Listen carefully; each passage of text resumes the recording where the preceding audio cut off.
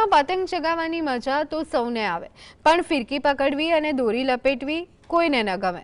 પરંતુ આ વખતે અમદાવાદના બે યુવાનો આ સમસ્યાનું દેશી જુગાડ લાવ્યા છે. બ્રાઝિલિયન સ્ટાઇલથી પ્રેરિત ઝાઇનપ્રો ફિરકી અત્યારે ભારે ટ્રેન્ડમાં છે.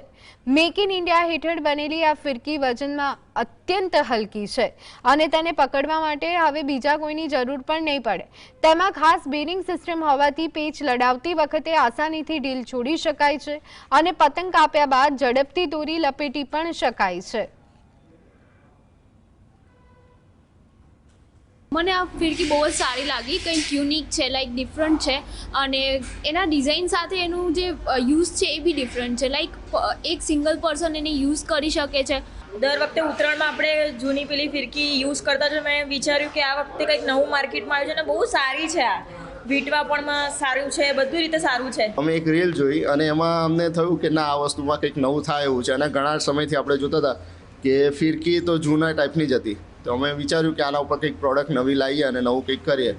મેડમ, અમે ડેઇલી બેઝ પર અત્યારે 500થી 700 ફિરકીથી 1000 ફિરકી સુધી પ્રોડક્શન કરીએ છીએ અને મેક્સિમમ હજી જેટલી થાય એટલું ડેવલપ કરવાનો ટ્રાય